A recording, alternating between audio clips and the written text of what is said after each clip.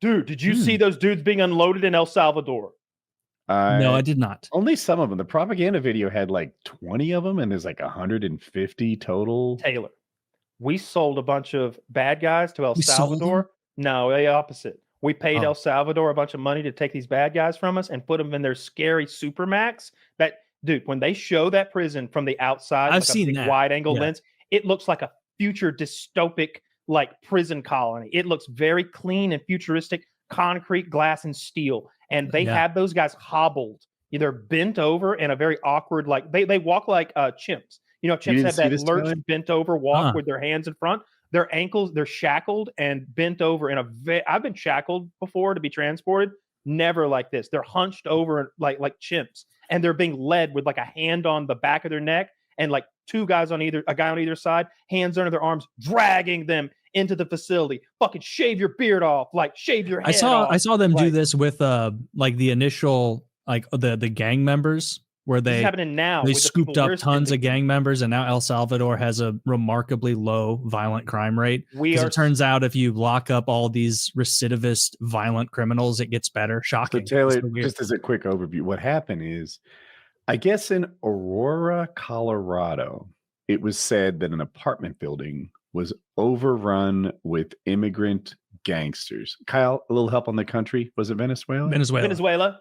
Trinidad and Aragua. So they rounded up like 250 people. If that number's not right, it's not on purpose, but it's a lot more than they show in the video. And they sent them to El Salvador to be housed in their Supermax prison.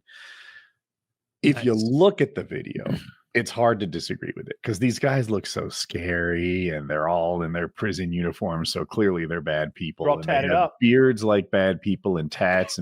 And the couple that get their camera close-ups, oh my God, they're like made for TV.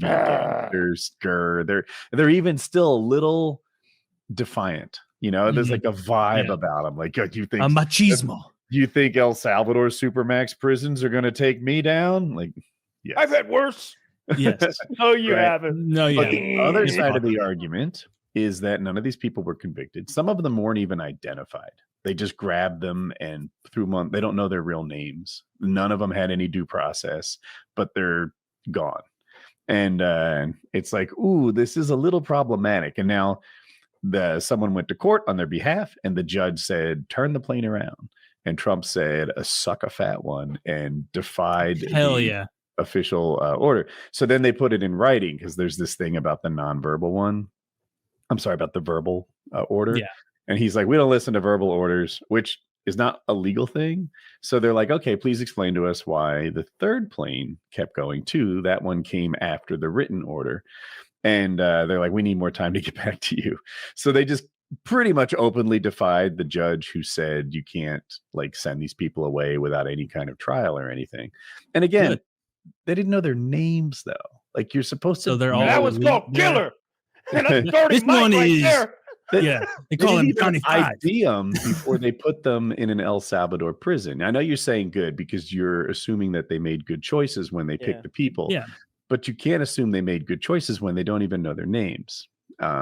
So that's the other side of the argument. You can land wherever you want.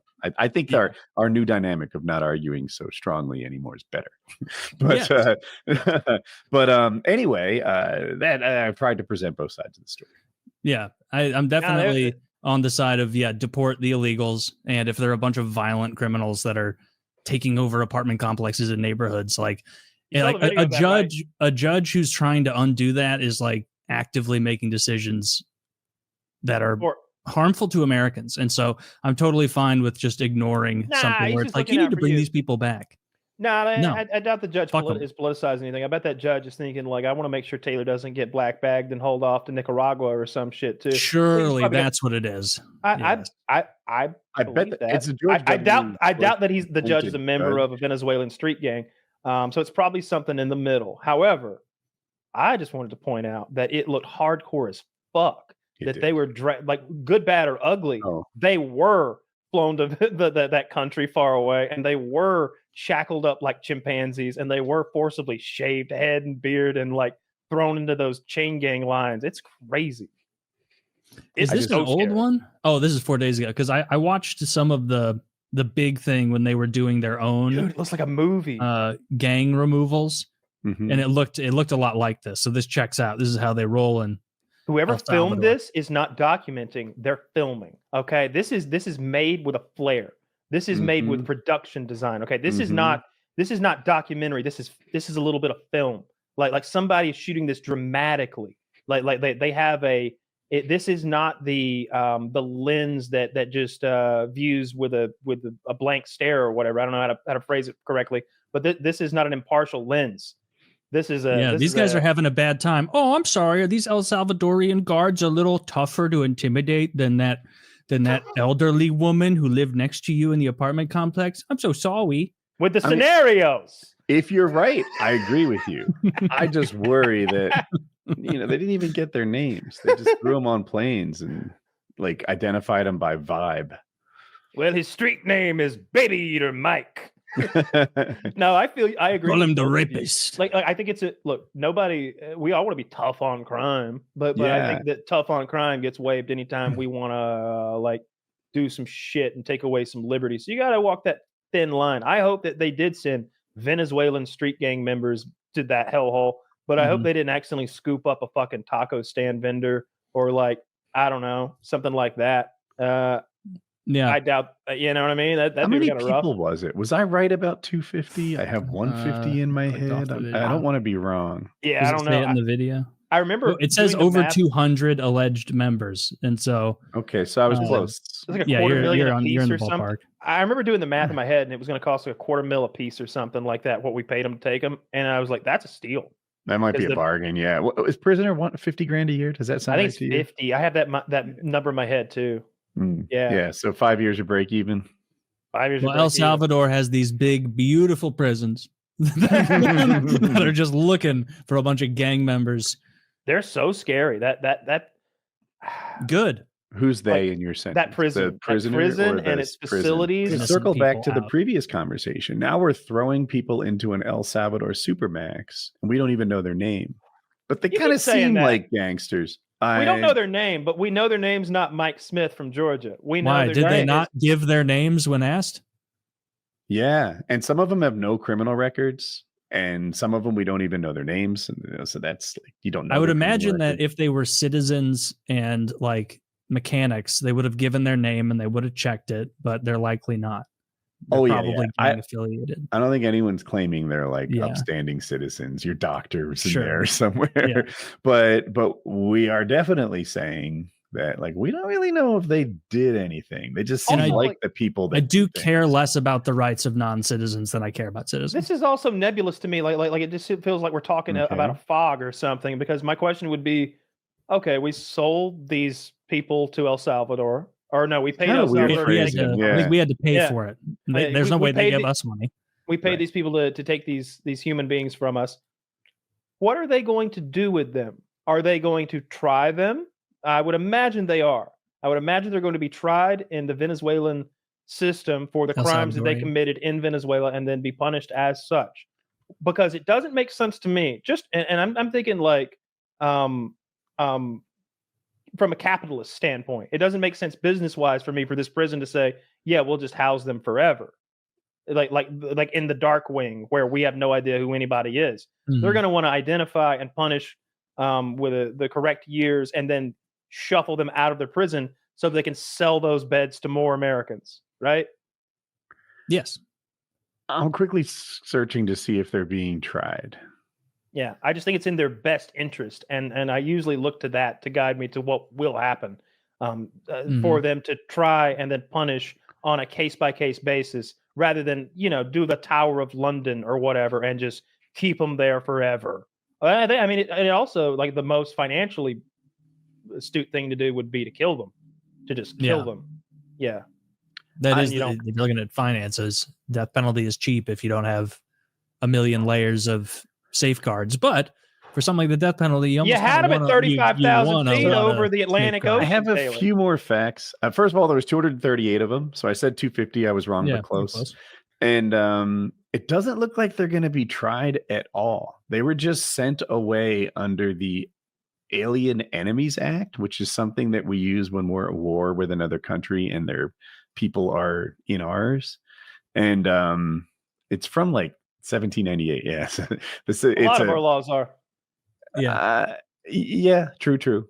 This is one of those laws that I think hasn't really been invoked for a long time. They didn't even use it in World War II. I thought they used against the to intern them. We used something against the something. Yeah, I forget that there were the people got tried in World War II and they didn't now, and it doesn't look like they're gonna be tried. But I'm just looking at one article. I'm not sure about that. I would want to get further clarification because my understanding was, look, the way historians seem to look at the internment of Japanese during World War II is this major faux pas. It's like, oh my God, can you believe that we were as bad as the Nazis? And it's like, fuck you. Those weren't extermination camps. Those were keeping those at bay because they would have been throwing fucking ball bearings into the gears. All the George Takais. They'd have been draining the gas out of military trucks. It's a good thing they locked me up. I was going to go hog wild. I know you were Sulu, you son of a bitch. They'd have had little Sulu in some sort of. They'd have put him in a World War II fighter plane, like a little gremlin inside of it, tinkering around. It was used in World War II against non-citizens of Japan, Germany, and Italy. So I was wrong. Yeah, I didn't know they got any Germans or. Do you think the Italian guys were like really loud as they were being taken? Like, oh, come on! Talking with their hands, like, can we get these cups off? I've never heard. This is a freedom of speech issue here. I can't express myself. I've never heard that before about Italians or Germans. In fact, I've often heard it touted by the Japanese that like they didn't take any Germans. They didn't do this to the Italians. And then I know that like I think the Italian mob was helping the U.S. government guard the port in maybe New York, like during that time, because there was fear of Nazi infiltration via the ports, and there were U-boats out in the Atlantic, of course. You know, it was a whole thing. Like they were on the other side of the world, but they weren't at the same time. There was always the fear of that, and I'm those sound like Americans. You're saying Italian mob, you might be right, but I'm interpreting Italian immigrants. Those were Americans that we locked up, I believe. Those are just Japanese immigrants that were just American citizens, I thought. I think a lot of them weren't citizens, but there were citizens in there too. Like a lot of citizens. I mean, George Takei was a little kid. I'm almost positive he was born here, and they threw him into that camp. I think it was mostly citizens. There were guards aiming rifles at me when I took a piss. It was where I had my first gay experience, and I loved it. I have fond memories of the camp. I learned to play baseball and got my dick sucked. Dude, he was like 6. I don't know. I thought he was like 100 years old. I don't know. I mean, he's old, but that was World War II. That's true. He remembers still that happened 80. I'm Japanese, so it's hard to tell. I age so well.